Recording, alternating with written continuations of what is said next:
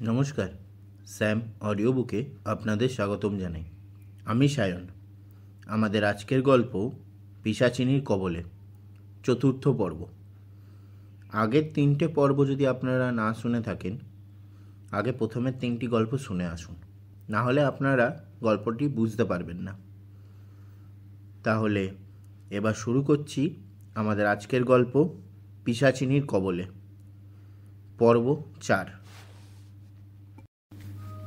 আগের দিনের রাতের ভয়াবহ ঘটনাটা ঘটার পর আদিত্য ঘরে এসে কেবল কাঁদতে থাকে, এবং কাঁদতে কাঁদতে সে কখন ঘুমিয়ে পড়েছে সে নিজেই জানে না। ঘুমের মধ্যে যেন তাকে কেউ কোমল স্বরে ডাকছে। সেই ডাকেই ঘুম ভাঙে তার।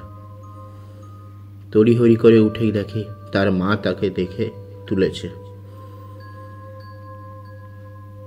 আনন্দময়ী দেবী তার ছেলের মুখের অবস্থা দেখে বুঝতে পারেন সে সারা রাত ঘুমায়নি।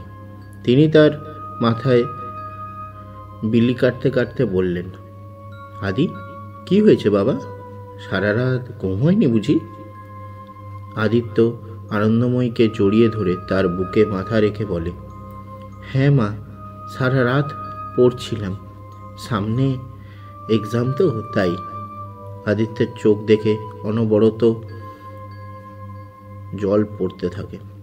সে কি করে বোঝাবে তাদের মিষ্টি সুন্দর পরিবার এক পিশাচিনীর মায়ায় আবদ্ধ হয়ে পড়েছে। খুব শিগগির তারাও এই মায়ার জড়িয়ে পড়তে পারে।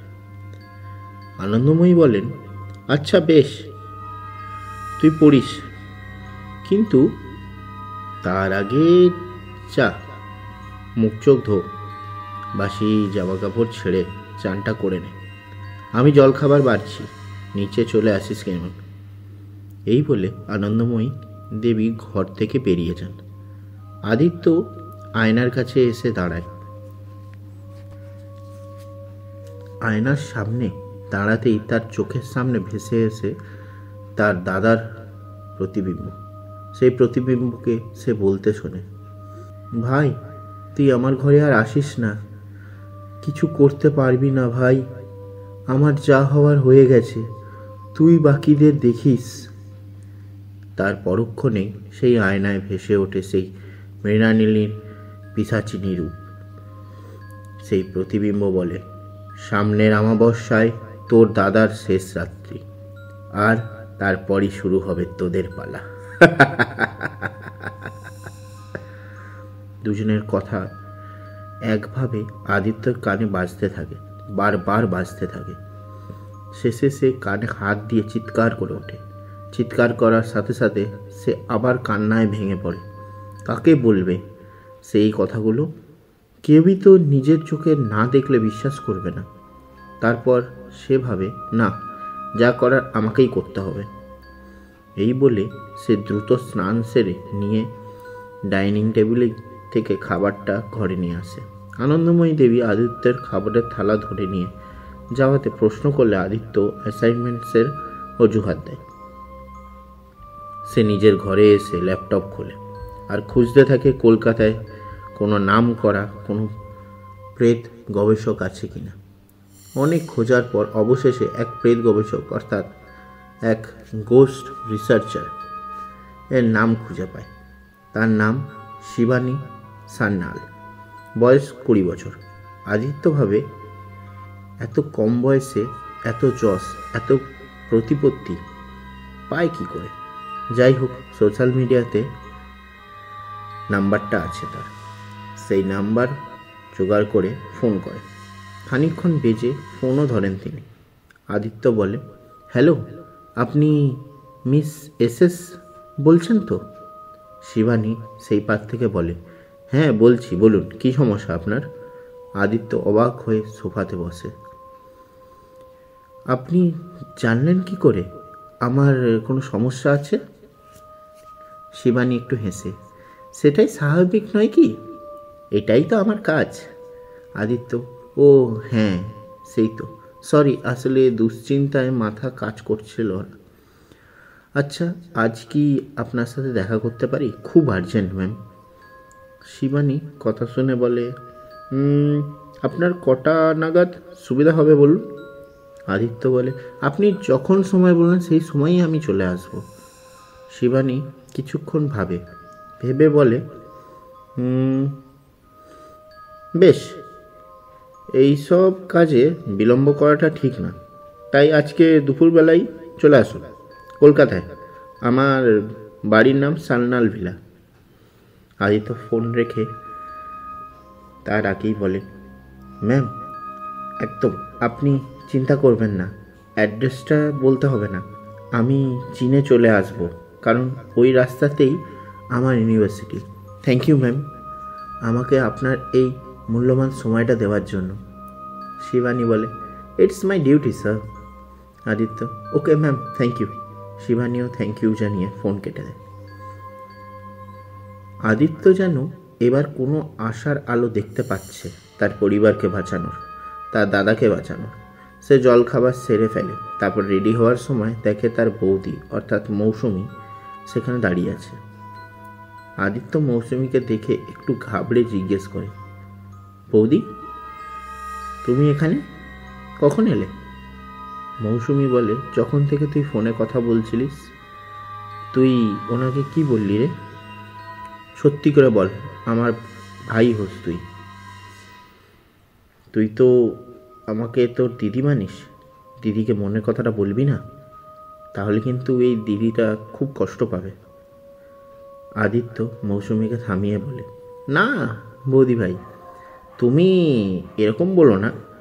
তোমাদের বললে তোমরা বিশ্বাস করবে না। শুধু জেনে রেখো, আমি খুব জরুরি কাজে কলকাতা যাচ্ছি, আর সেটা আমাদের ভালোর জন্যে। মৌসুমি আদিত্যর হাতটা ধরে, তুই আমাকে বলে দেখ বিশ্বাস করি কি না। আদিত্য বলে, শুনলে বিশ্বাস করবে না তুমি। মৌসুমি বলে, অবশ্যই করব, তুই শুধু বল কারণটা। আদিত্য একটু ভেবে বলে, তবে শোনো। এই বলে মৌসুমির কাছে সবটা খুলে বলে আদিত্য। সব শুনে মৌসুমি অবাক হয়ে যায়। সে বলে, ভাই, তুই কি বলছিস এসব? আমাদের বাড়িতে পিশাচিনি? এ কি করে সম্ভব?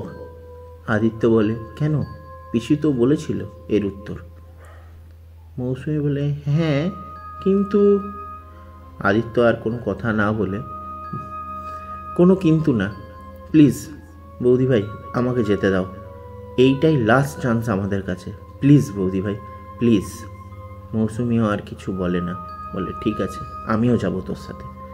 আদিত্য বলে, না বৌদি ভাই, তুমি গেলে ওই মৃণালিনী আমাকে সন্দেহ করতে পারে, তার চেয়ে বরং তুমি ওর উপর নজর রাখো, ওর বলন চলন এসবের উপর খেয়াল রেখো, আর হ্যাঁ, এই বিষয়ে যেন কেউ না জানে, খুব সাবধান।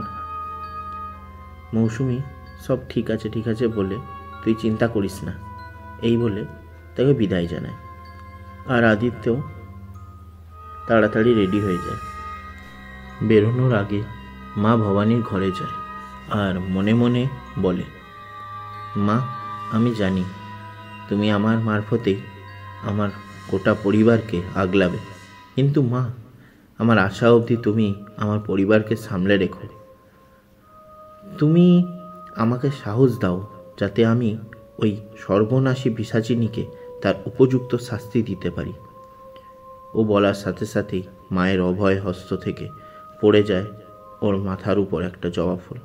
সেই জবা ফুলকে সাথে নিয়ে আর মায়ের পায়ের থেকে একটু ফুল মৌসুমিকে দিয়ে সে রওনা দেয় তার দুর্গম যাত্রাপথে, কলকাতায় সান্যাল ভিলাতে।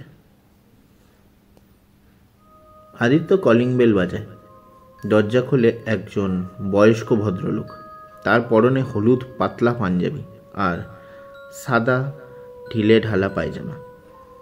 তাকে আদিত্য জিজ্ঞেস করেন, এটাই মিস শিবানী সান্যালের বাড়ি তো? ভদ্রলোক বলেন, হ্যাঁ বাবু, ওনারই বাড়ি আছে এটা, আপনি বসুন, দিদিমণি আসছেন। তখনই সিঁড়ির উপর থেকে, কে এসেছে গো দিনু কাকু? গলার আওয়াজ পেয়ে সিঁড়ির দিকে আদিত্য তাকিয়ে দেখে একজন যুবতীকে, কোমর অবধি কোকড়ানো কালো চুল, পরনে একটা ময়ূরপঙ্খী রঙের শাড়ি, ওতে সবুজ ও লাল কম্বিনেশন করা কাচের চুড়ি। গায়ের রং বেশ ফর্সা। দুই ভুরুর মাঝে একটা ছোট্ট কালো টিপে মেয়েটিকে আরও সুন্দর লাগছে। শিবানীর দিকে অপলক চোখে তাকিয়েছিল কিছুক্ষণ আদিত্য। তারপর শিবানী বলে, আপনি মিস্টার রয় তো? আদিত্য হ্যাঁ জানায়। হ্যাঁ, আমি মিস্টার রয়, মানে মিস্টার আদিত্য রয়। শিবানী শুনে বলে, বুঝলাম। তা আপনার সমস্যাটি এবার বসে শোনা যাক। আদিত্য সম্মতি জানিয়ে বলে, হ্যাঁ অবশ্যই। ওরা সোফায় বসে। মাঝে রাখা টি টেবিলে দিনু কাকা আদিত্য আর শিবানীর জন্য ব্ল্যাক কফি রেখে যান। আদিত্যর মুখে সবটা শোনার পর শিবানী কফি খেতে খেতে বলে, বেশ ইন্টারেস্টিং। এই সময়ও এদের দেখা মেলে নাকি? আদিত্য বলে, এরকম কথা বললেন কেন? শিবানী একটু হেসে বললেন, মানে যে আপনাদের বাড়িতে জাঁকিয়ে বসেছে সে পিশাচিনী নয়, পিশাচিনী জাতের। আদিত্য একটু অবাক হয়ে বললেন, মানে? আমি ঠিক বুঝলাম না ম্যাম, প্লিজ এক্সপ্লেন করুন একটু। শিবানী বলল, আপনাদের বাড়িতে যে জাঁকিয়ে বসেছে সে রাতের অতিথি। এরা অমাবস্যার গভীর রাতে শিকার করে, মানে শিকার করে বলতে এরা যুবক পুরুষদের নিজ আকর্ষণীয় রূপের মাধ্যমে তাদের আকৃষ্ট করে। আর আপনার দাদাও এই শিকারী হয়েছেন। আদিত্য সব শোনার পর বলে, কিন্তু এরা এসব করে কি লাভ পায়, মানে এদের লক্ষ্য কি? শিবানী আদিত্যর দিকে তাকিয়ে বলে, এদের প্রধান লক্ষ্য হলো নিজেদের রূপকে ধরে রাখা। এরা যুবক পুরুষদের প্রত্যেক অমাবস্যায় একটু একটু করে রক্ত শুষে নেয়। আর যখন সেই পুরুষের শরীর ফ্যাকাশে হয়ে যায়, যখন সেই পুরুষের শরীরে রক্ত একদমই সীমিত হয়ে যায়, তখন সেই মায়াবিনী তাকে মেরে তার মাংস খায় আর তার শরীরের হাড়গুলো নিজ শরীরের অলংকার হিসেবে ব্যবহার করে এবং অন্যত্র কোথাও চলে যায় তার পরবর্তী শিকার পেতে।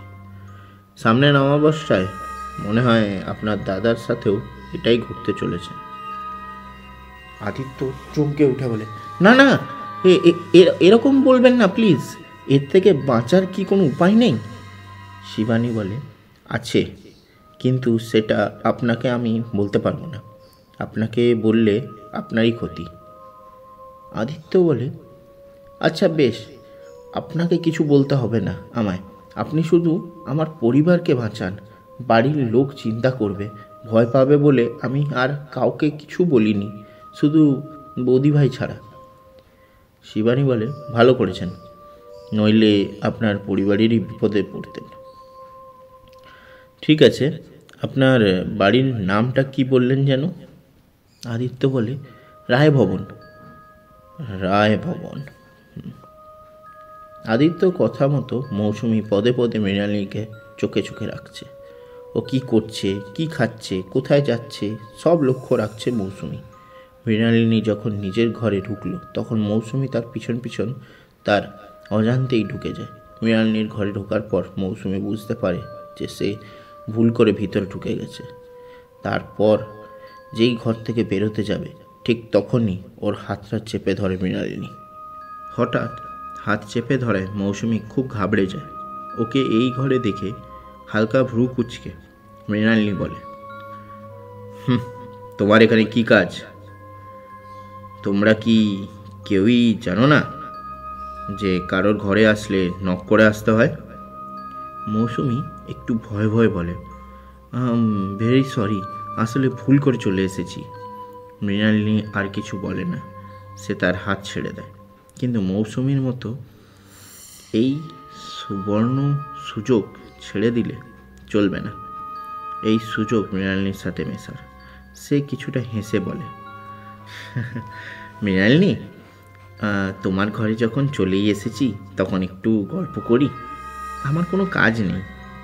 তুমি আসার পর তো কোনো গল্পই হলো না আমাদের মধ্যে। আমরা সম্পর্কে একে অপরের তো যা হই, তাই না? বলে মৃণালিনীর হাতটা আহ্লাদ করে ধরে। মৃণালিনী তখনই উফ করে, উফ, এই ন্যাকামি মেয়েটাকে এখনই আসতে হলো। দূর, ভাবলাম কালকের বেঁচে যাওয়া মাংসটা একটু রসিয়ে খাবো, তাও তো দেখছি না। না যাক, আর দুদিনের অপেক্ষা। তারপর ভরা অমাবস্যায় সত্যব্রতর সাথে এদেরও। মনে মনে এই বলে হাসতে থাকে। মৌসুমী মৃণালিনীর দিকে তাকিয়ে বলে, মৃণালিনী, তুমি কোথায় থাকতে গো? তোমার বাপের বাড়ি কোথায়? মৃণালিনী এখানে আসার আগে সবই ভেবে এসেছিল, তাই সে বলে, তোমার ভাসুর যেখানে কাজ করতো, মানে বোম্বেতে, আমি তো নার্সিং করতাম সেখানেই, একটা কলেজে থাকতাম। বলে এক মুখোমুখি হাসি দেয়। সেটা দেখে একটু ঘাবড়ে যায় মৌসুমী। মনে মনে বলে, হে মা ভবানী, আদিকে তাড়াতাড়ি পাঠিয়ে দাও গো। 6টা বেজে গেল, এখনো কোনো খবর নাই। কখন আসবে কে জানে। যাই হোক, সে আবার নিজের কথায় ফিরে আসে। মৌসুমী বলে, তোমাদের তো লাভ ম্যারেজ, তা কি করে তোমাদের দেখা হলো, মিল হলো, একটু বলো শুনি। মৃণালিনী ওর কথায় বিরক্ত হচ্ছিল, আর সেটা মৌসুমীও বুঝতে পারছিল। হঠাৎ তাদের কথা চলাকালীন সত্যব্রতর জ্ঞান আসে। সে আস্তে আস্তে চোখ খুলে দেখে মৌসুমী আর মৃণালিনী ওর খাটে বসে কথা বলছে, আর মৃণালিনীর হাতের নখগুলো আস্তে আস্তে বাড়ছে আর কমছে।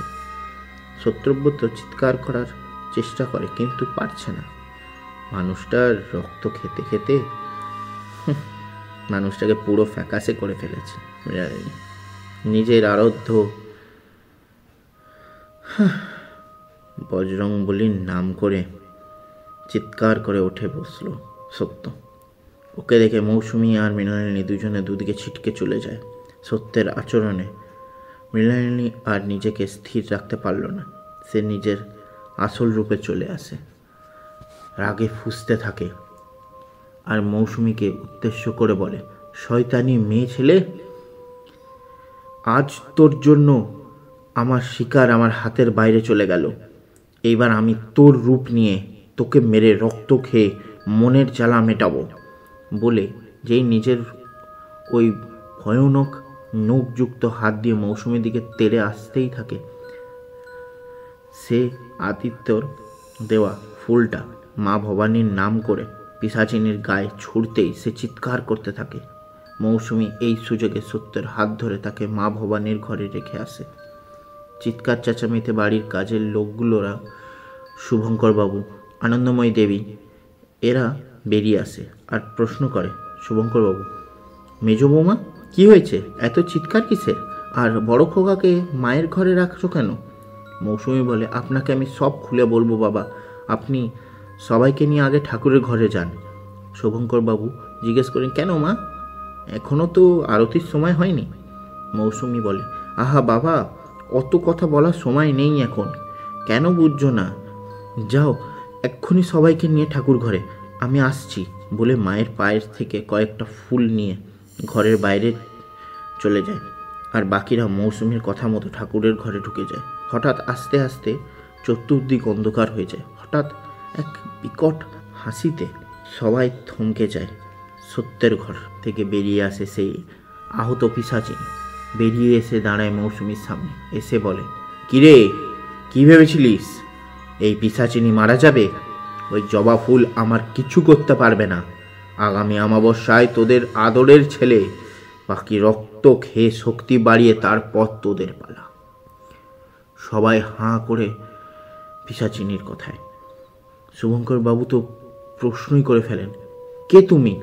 শয়তানি, কি চাও আমাদের কাছ থেকে? পিশাচিনী বলে, ও মা, তোমার ছেলের বৌমাকেই চিনতে পারছো না বলে হাসতে থাকে। কেউ কিছু বুঝতে পারছে না। ঠিক সেই সময় সত্য বলে, আমার যা ক্ষতি করার তা তো করেছো, আমার পরিবারকে ছেড়ে দাও না।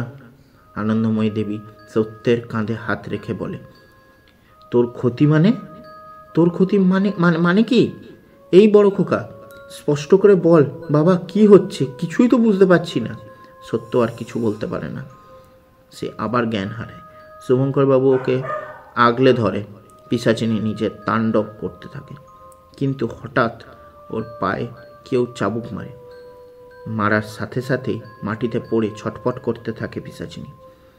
কাতরাতে কাতরাতে দেখে সদর দরজায় লাল পাড়ে সাদা শাড়ি পরা, গলায় ও হাতের বাজুতে কয়েকটা রুদ্রাক্ষের মালা জড়ানো, এক হাতে কমণ্ডলু আর ত্রিশূল, আর এক হাতে সেই চাবুকটা। শিবানী চলে এসেছে। আপনারা শুনছিলেন পিশাচিনীর কবলে চতুর্থ পর্ব। গল্প পাঠে এবং বিভিন্ন চরিত্রে আমি সায়ন।